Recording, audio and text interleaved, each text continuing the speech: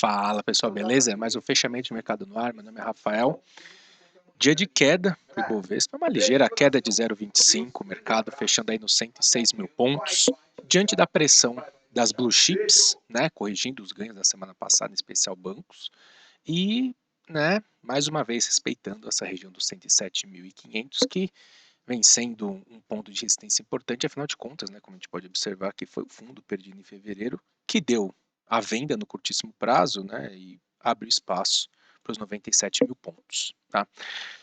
O dia foi marcado, como falei, queda das blue chips, commodities metálicas, né, empresas com receitas dependentes, né, de minério de ferro, aço, né, então siderúrgicas e mineração, e também queda dos bancos. Do lado da parte de commodities metálicas, o que chamou bastante atenção foi a virada do minério de ferro. Na verdade, o minério de ferro aí fechando com uma alta de 2%, mas, por exemplo, Vale caindo 1,20%. E por que por essa virada? Expectativa pelos dados que serão divulgados na China.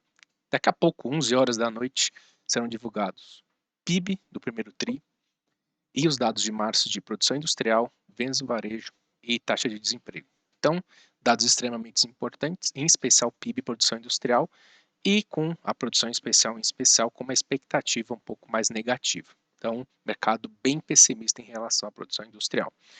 Ao longo da semana, né, falando de agenda econômica, a gente tem como destaque os Estados Unidos. Não tem muita coisa, mas o livro bege na quarta-feira, às 3 horas da tarde, vai ser importante. Por quê? Nem por conta da expectativa em relação aos juros, mas sim a percepção dos membros do Fed em relação ao quadro do mercado de crédito, né, e os possíveis impactos disso na economia. Então vai ser bem importante a gente acompanhar essa questão do livro bege. Por aqui, na agenda econômica brasileira, a gente tem o arcabouço fiscal, que deve ser protocolado no Congresso nesta terça, né? E, segundo o Lira, não deve ter dificuldade para passar. E na sexta-feira, a gente tem feriado, né, e a Bolsa fechada. A semana também é marcada pelo início da temporada de resultados aqui no Brasil. Quarta-feira, na terça, na verdade, terça-feira depois do fechamento, a gente tem Indústrias Home, e na quinta, a gente tem os números de Usiminas, esse antes da abertura. Lembrando, amanhã, depois do fechamento, a Vale vai divulgar a prévia operacional, também ajudou essa prévia operacional relacionado ao primeiro trimestre, e o resultado vai ser dia 26, tá? E o que o mercado espera dessa prévia operacional? É uma redução de trimestre um pouco mais fraco, em termos de produção. A gente teve um período forte de chuvas nesse primeiro trimestre, então afetou a produção, tem umas questões ambientais também importantes. E, do outro lado, a parte de preços estáveis, né? Um preço estável, a gente viu um minério de ferro estável, e então provavelmente a gente deve ter uma combinação de preço de menores quantidades, né? Volume menor, volume de embarque menor, mas preços estáveis. Tanto que, né, se a gente for observar, nesse trimestre, a Vale saiu justamente dos 95 até os níveis dos 78, justamente nessa expectativa. Tá? Então, commodities, salvo alguma surpresa muito fora da curva do resultado, a gente geralmente isso vai precificado. Então, commodities, geralmente o resultado não é tão importante, tudo que é ligado a commodities, papel celulose e tal. O que é importante de fato é o comportamento da commodity, né, ao longo dos meses. Né, e como isso vai impactar no trimestre, a gente consegue entender pelo comportamento até o fechado do trimestre. Tá? E, bom, é isso. Né? É isso que a gente traz de resumo em relação às blue chips, correção dos bancos e essa questão da parte das empresas de mineração e siderurgia, na expectativa pelos dados da China às 11 horas e no caso de Vale também pela prévia operacional amanhã após o fechamento. Então, vamos dar uma olhada aí no gráfico? Vamos lá. Começar com Ibovespa. Bom, deu a oportunidade na reversão aqui de tendência no curtíssimo prazo, com o rompimento desses 103.700, né? Temos a média móvel de 21 e esse último topo rompido como referência de suporte. referência intermediária de suporte é a mínima de sexta-feira, que é o 104.930. Então é o seguinte, enquanto esse mercado ficar acima dessa última mínima, ele vai corrigir de forma lateral, o que é bom, né, nessa tendência de alta que foi iniciada no curtíssimo prazo, e nós temos aqui como ponto importante o rompimento dessa faixa dos 107.500, que foi o fundo perdido em fevereiro, que abriu caminho para essa correção até essa correção importante que a gente viu, né? Então, esse é o cenário. Não pode perder a mínima, não pode perder a mínima de sexta para seguir nessa congestão. Mas de qualquer forma, se eventualmente perder essa mínima, o ponto principal, esse é o principal suporte, é o 103.700. Agora, voltou aqui e perdeu esse patamar, aí esquece qualquer expectativa de alta no curtíssimo prazo, porque o pivô de alta vai ser anulado. Ponto. Dos papéis, Petrobras atingiu o objetivo, né, essa região dos R$ 27, compra no 22,70, teste dos R$ 27, realizou um movimento. Aqui é parcial, é proteção de posição, não tem muito o que fazer.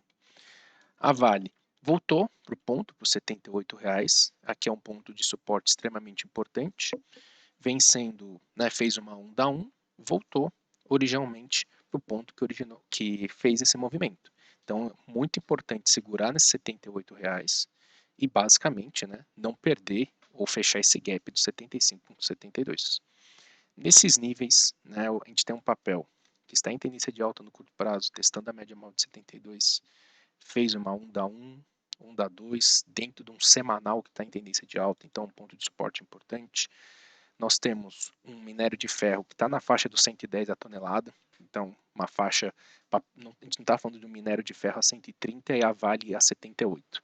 Né? A gente está falando de um minério também numa região de suporte importante, onde o risco-retorno é um risco-retorno para compra. Nós temos também, né, a questão de dados bem melhores do que o esperado no final de semana no quesito de setor civil, né, da parte de construção civil na China, então isso também ajuda nessa percepção, e tudo que a gente vem falando da questão da relação de risco retorno, demanda e oferta de minério em razão ao semestre, em razão ao trimestre, tá? Então, por aqui é um ponto de suporte bem importante, expectativa para uma reação positiva nesses níveis, e os dados hoje da China serão bem importantes para essa percepção. Nós tivemos, né, nesse que eu falei, nesse movimento de correção, Gerdau também caindo aí 0,50 e os Minas fechando bem no 0 a 0. Lembrando que o 7,30, 7,20 é um ponto de suporte bem importante. Tá?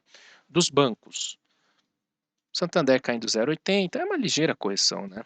Bradesco aí caindo 0,44, Itaú ainda nos R$ 26, e a expectativa é o rompimento desse patamar.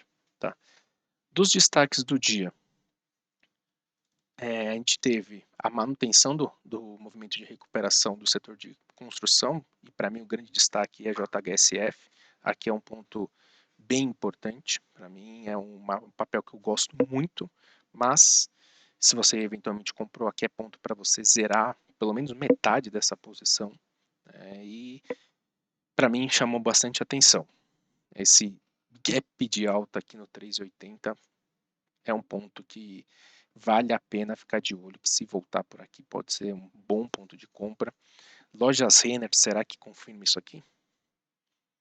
Quem sabe, pode ser um ponto bem legal, né? Bem interessante aqui esse sinal de reversão que está sendo formado, tá? Do outro lado, destaque para o setor elétrico, né? Eletrobras caindo 4%, tudo, né? Se você for ver aqui também outras empresas do setor, deixa eu pegar aqui, Equatorial, Copel caindo 1,5%, Equatorial caindo 1,5%. Por quê? Mais um ruído em relação ao setor elétrico. Dessa vez, em relação ao valor mínimo do PDLD.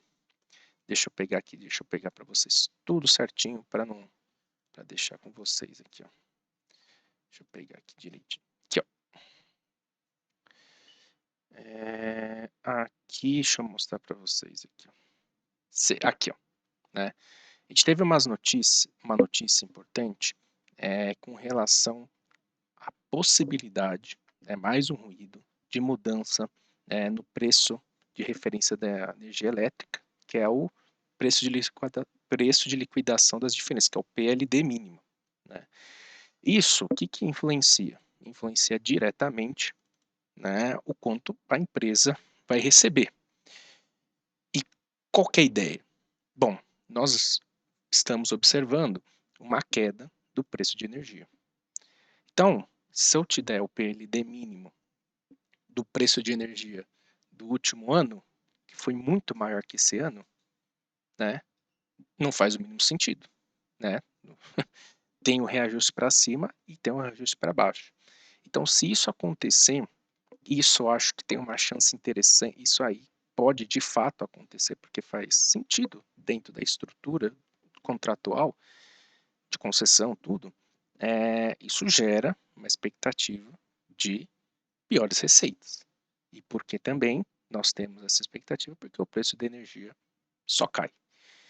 Então, assim, é um ruído importante, né, que mexe nas expectativas, em especial do setor de distribuição, Eletrobras, né, de setor de geração, quer dizer, geração e distribuição mexe bastante, né, mas geração de energia sofre bastante.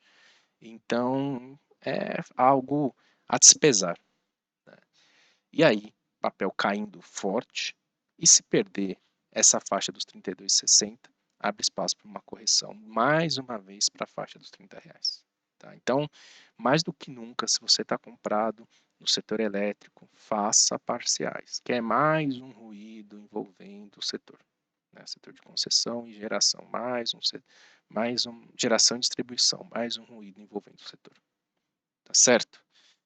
Bom, e só para finalizar, hoje a gente teve uma revisão de recomendação para a Minerva, falando que basicamente sentenciando o primeiro semestre como horroroso, né, mas que o setor como um todo está chegando próximo de um fundo do poço. Né? Então, que é isso que a gente tem certas dúvidas. Ah, mas por que a Minerva não reagiu tão bem? Porque a Minerva, em relação aos seus pares, está um desempenho muito melhor. Né? São outras exposições, né? Está mais exposta ao Brasil, mas é algo que a gente sempre, quer dizer, que é um especial estou de olho. Porque quando você vai em Marfrig, mínima não, suporte intermediário de 2020. Quando você vai em JBS, mesma situação. Entre as duas, prefiro JBS. Marfrig tem BRF, é um problema e, né, com tantos problemas ter mais um, então não sei se vale muito a pena. Vale ficar de olho aqui, nesses R$ 17. Vale deixar no radar. Beleza? Bom, então ficar de olho às 11 horas da noite. Dados importantes na China. Amanhã a gente provavelmente deve ver aí ser protocolado o arcabouço fiscal com, não sei se vocês deram uma olhada nas notícias em relação às partes de receita, prévias estimativas bem agressivas em termos de receita, basicamente precisa dar tudo muito certo para dar certo, e não tem espaço para erro, né? E o que é difícil, né? Que é bem difícil. E a gente tem também essa prévia operacional de Vale ao final do pregão. Tá certo? Então é isso. Grande abraço e até mais.